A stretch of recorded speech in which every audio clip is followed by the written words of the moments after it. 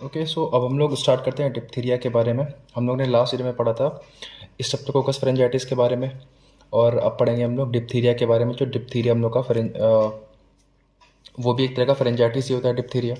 सो सबसे पहले डिप्थीरिया होती है क्या? It is highly infectious childhood disease caused by coryne bacterium diphtheriae.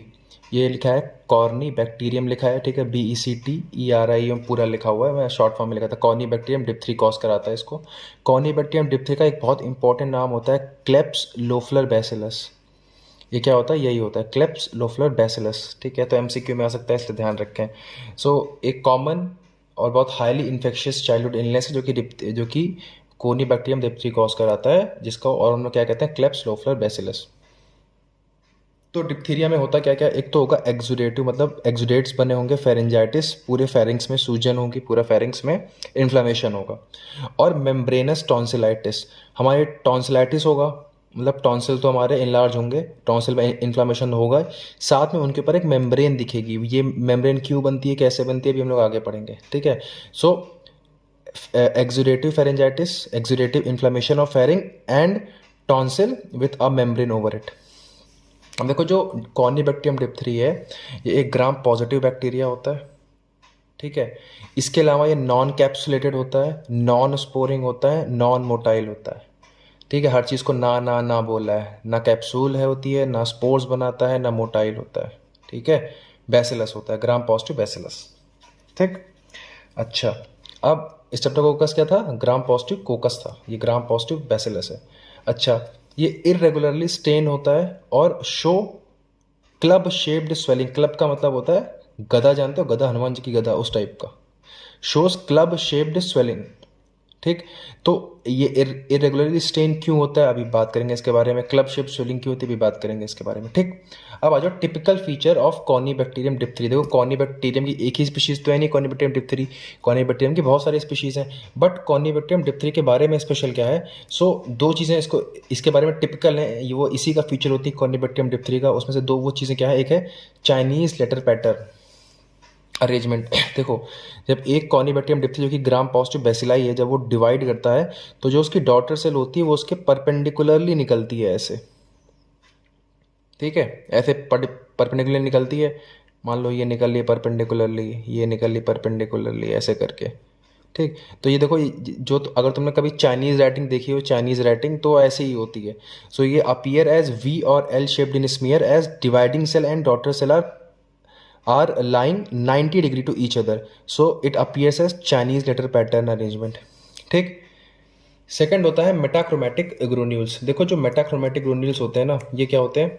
ये जो बेसिलाई होता है उसके एंड पे ऐसे ग्रेन्यूल्स प्रेजेंट होंगे। ये मान लो बेसिलाई, उसके एंड पे ऐसे ग्रेन्यूल्स प्रेजेंट है, ठीक है। और ये स्टोरेज ग्रेन्यूल्स होते हैं कॉर्नीबैक्टीरियम डिप्थरी के, स्टोरेज ग्रेन्यूल्स। और ये किससे बने होते हैं? पॉली मेटाफॉस्फेट से, ठीक। और एक ग्राम स्टेनिंग को बहुत ज़्यादा डार्कली लेते हैं, ठीक है। ये बहुत स्ट्रांगली ग्राम स्टेन पॉजिटिव होते हैं। तो जब स्टेनिंग होती है तो तुम सोचो, ये जो पूरा बेसिलाई है वो हल्का स्टेन हुआ ग्राम स्टेन से, लेकिन ये बहुत डार्कली स्टेन हो गए। इसीलिए मैंने बोला था इरेगुलरली स्टेन होते हैं, ठीक है। इसीलिए हम लोग इनको तो इसीलिए हम लोग इनको स्टेन करने के लिए अल्बर्ट स्टेन का इस्तेमाल करते हैं। Albert stain is use to stain them, ठीक। These are metachromatic granules, there are storage granules. ये क्या होते हैं? ये स्टोरेज ग्रेन्यूल्स होते हैं बैक्टीरिया के। कहाँ प्रेजेंट होते हैं? At the pole of bacilli, ठीक। अब आ जाओ विरुलेंस फैक्टर पे। विरुलेंस फैक्टर्स क्या होते हैं? वो फैक्टर जो कि बैक्टीरिया को खतरनाक बनाते हैं। तो देखो, जो डिप्थीरिया टॉक्सिन होता है, डिप्थीरिया टॉक्सिन, वो प्राइमरी विरुलेंस फैक्टर होता है बैक्टीरिया का, टॉक्सिन्स, ठीक।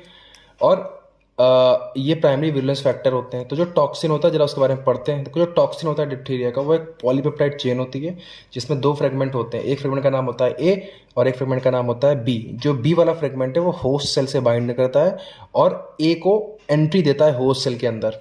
जब ए होस्ट सेल के अंदर आ गया तो ए क्या करेगा? ए करता है ADP ribosylation of elongation factor 2। Elongation factor 2 आपको याद होगा, ट्रांसलेशन में यूज होता है जब प्रोटीन की सिंथेसिस हो रही होती है। तो ये उसका कर देता है एडीपी राइबोसाइलेशन, इसकी वजह से वो फैक्टर हो जाता है इनहिबिशन ये साइन शो करता है इनिबिशन को, तो inhibition of elongation factor 2, so there will be no protein synthesis in the affecting area.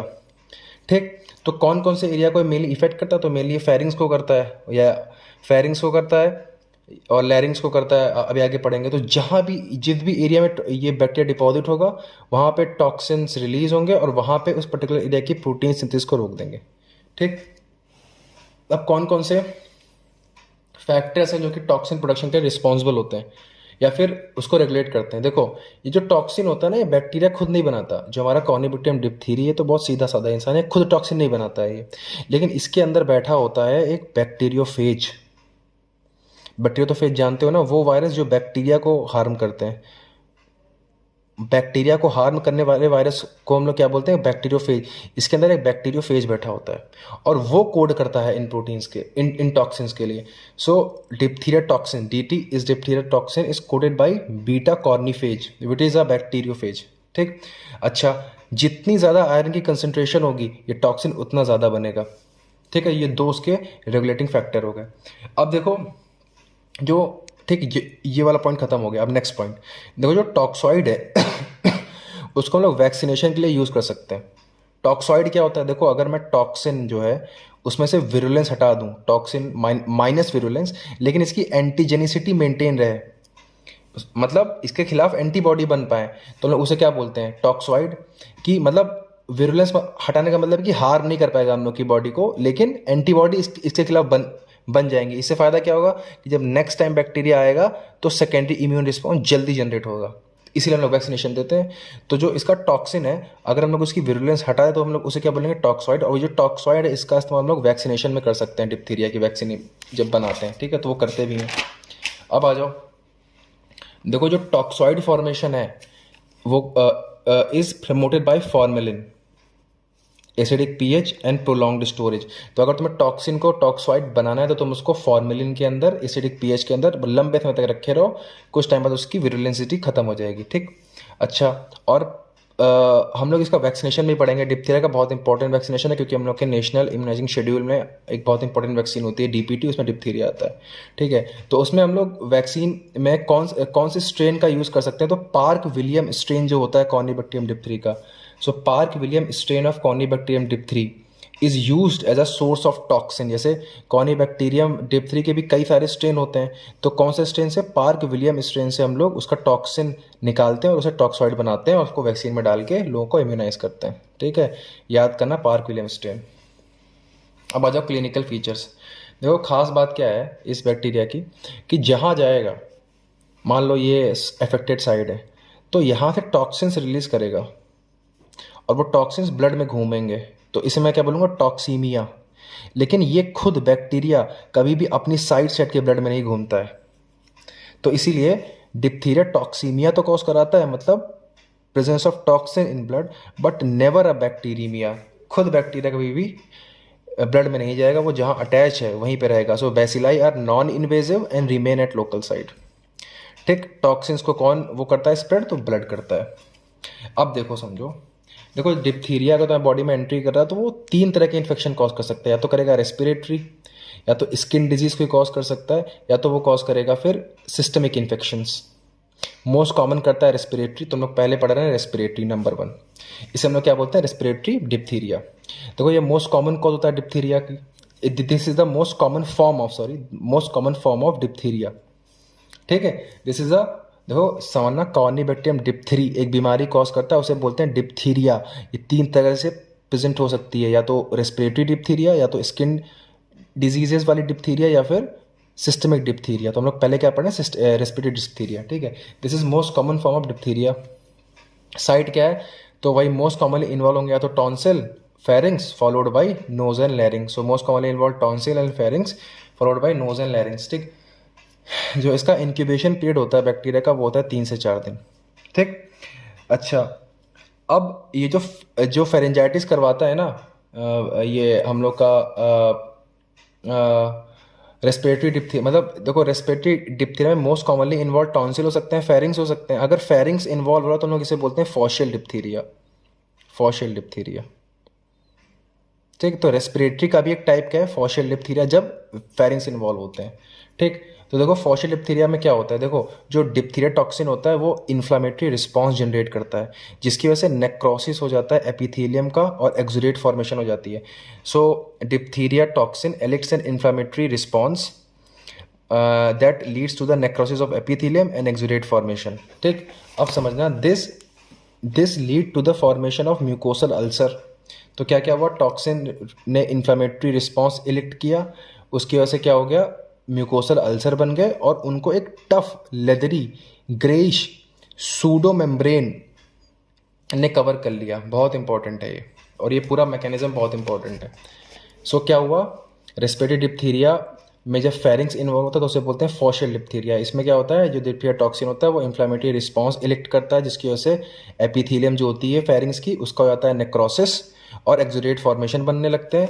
फिर उसके बाद क्या होता है, म्यूकोसल अल्सर बनते हैं और उन अल्सर को एक tough leathery greyish membrane cover कर लेती है, जिसको बोलते हैं सूडो मेम्ब्रेनस कोट। ठीक, सूडो मेम्ब्रेनस कोट में 4 चीज़ें होती हैं। इनर लेयर होती है फाइब्रिन की, inner layer of fibrin surrounded by RBC, bacteria और न्यूट्रोफिल। तो 4 चीज़ें होती हैं, फाइब्रिन, आरबीसी, बैक्टीरिया, न्यूट्रोफिल, जो कि क्या फॉर्म करती हैं, सूडो मेम्ब्रेनस कोट। मैं आपको दिखाता हूँ इसकी फोटो, मैंने आपको लास्ट वीडियो में बताया था। ये देखो, ये तो तुम्हें अंदर हरी सी मेम्ब्रेन दिख रही है ना, यही है हमारी सूडो मेम्ब्रेनस कोट। ठीक है, तो कई बार लोग कंफ्यूज हो जाते हैं, तो फिर से एक बार बता रहा हूँ, कॉर्नी बैक्टीरियम डिप्थरी बैक्टीरिया है, वो डिजीज कॉज कर रहा है, उसे बोलते हैं डिप्थीरिया। कॉर्नी बैक्टीरियम डिप्थरी एक बैक्टीरिया कॉज करता है डिप्थीरिया। डिप्थीरिया बॉडी में 3 तरीके से प्रेजेंट कर सकती है, या तो रेस्पिरेटरी फॉर्म में करेगी, या तो स्किन डिजीज की फॉर्म में करेगी, या तो फिर करेगी सिस्टमिक फॉर्म में। जो रेस्पिरेटरी फॉर्म है, अगर उसमें फेरिंग्स इन्वॉल्व हो रहा है तो उसे हम लोग बोलते हैं फॉशियल डिप्थीरिया। और फॉशियल डिप्थीरिया में बनती है सूडो मेम्ब्रेनस कोट। वो कैसे बनी आपको समझ में आ गया होगा। ठीक, अच्छा, इसको सूडो क्यों बोलते हैं, क्योंकि सूडो इसलिए बोलते हैं क्योंकि जो ट्रू मेम्ब्रेन, अगर कोई मेम्ब्रेन ट्रू मेम्ब्रेन है तो वो म्यूकोसा से ईजिली सेपरेट हो जाती है, बट ये बहुत ही फर्मली अटैच होती है म्यूकोसा से, और जब तुम इसको रिमूव करोगे तो ब्लीडिंग होती है, जबकि ट्रू मेम्ब्रेन की वजह से ब्लीडिंग नहीं होती है, ब्लीडिंग नहीं होगी, लेकिन ये बहुत फर्मली अटैच होती है म्यूकोसा से और ब्लीडिंग होती है, इसलिए लोग इसे बोलते हैं ये एक सूडो मेम्ब्रेन है। अब आज एक्सटेंड कहाँ से कहाँ तक करती है ये मेम्ब्रेन, क्योंकि फेरेंजाइटिस है तो पूरा फेरिंग्स इन्वॉल्व हो सकता है या फिर कुछ पार्ट भी हो सकता है। तो in severe cases it extend into लैरिंग्स, ये फेरिंग्स से एक्सटेंड करती है, इवन लैरिंग्स तक को इन्वॉल्व कर लेती है, और ब्रोंकियल जो एयरवेज है उनको ब्लॉक कर देती है, और फेटल एयरवे ऑब्स्ट्रक्शन हो जाता है। पेशेंट्स ठीक से सांस भी नहीं ले पाता, तो हमें इसे इंट्यूबेट करना पड़ता है, तुरंत ट्रैकेस्टोमी करनी पड़ती है ताकि भाई वो सांस ले, वो इतना इसका सीवियर फॉर्म हो जाता है। ठीक, दूसरा है कि ये मेम्ब्रेन अगर पूरे फेरिंग्स को इन्वॉल्व कर रही है तो सिंपल सी बात है, मैसिव टॉन्सिलर स्वेलिंग हो जाती है, मैसिव टॉन्सिलर स्वेलिंग, और नेक एडमा, क्योंकि जो हमारा फेरिंग्स हमारे नेक में भी हल्का फुल्का एक्सटेंड करता है तो पूरा वो एरिया सूज जाता है, और जो आदमी की नेक है वो बिल्कुल सूज जाती है, जैसे कि एक बुल की नेक होती है, इसलिए लोग इसे बोलते हैं बुल नेक। ये देखो इसकी पूरी नेक फूली हुई है, ठीक है, तो इसे हम लोग क्या बोलते हैं, बुल नेक अपीयरेंस। ठीक है, तो इस केस में क्या होता है, जब तो बस पेशेंट आएगा तो उसकी बहुत फाउल ब्रेथ होगी, बहुत उसके मुंह से गंदी सी स्मेल आ रही होगी, थिक स्पीच होगी, बहुत भारी आवाज़ होगी, और स्टाइडर का मतलब होता है नॉइजी ब्रीदिंग, जब वो सांस लेगा तो उसकी अजीब सी आवाज़ें आएंगी, नॉइजी ब्रीदिंग। ये इन तीनों की कंप्लेन लेके आता है पेशेंट। ठीक है, ये सब बहुत सीवियर केस में होता है, नॉर्मली नहीं होता। तो हम लोगों ने पढ़ लिया रेस्पिरेटरी डिप्थीरिया। अब 2 डिप्थीरिया रह गए हैं, एक है क्यूटेनियस डिप्थीरिया, मतलब स्किन वाइज, जब अगर स्किन लीजन्स आए इसकी वजह से, ये इंपॉर्टेंट नहीं है ना, ये इंपॉर्टेंट है, सिस्टमिक मेन था रेस्पिरेटरी, वो हम लोगों ने पढ़ लिया, इसके बारे में बहुत कम पढ़ेंगे।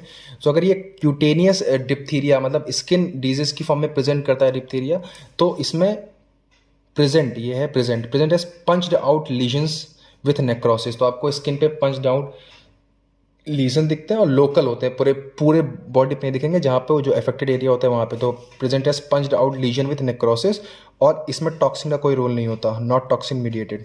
और एक होता है, और लास्ट में आता है सिस्टमिक कॉम्प्लिकेशंस। अगर सिस्टमिक कॉम्प्लिकेशन होते हैं तो क्या क्या होते हैं, तो देखो 2 ही मेनली कॉम्प्लिकेशन आपको बताएंगे। सिस्टमिक कॉम्प्लिकेशन ये स्किन का था और ये सिस्टमिक है, ठीक है। एक तो न्यूरोलॉजिकल मैनिफेस्टेशन कॉज कर सकता है और एक मायोकार्डाइटिस कॉज कर सकता है।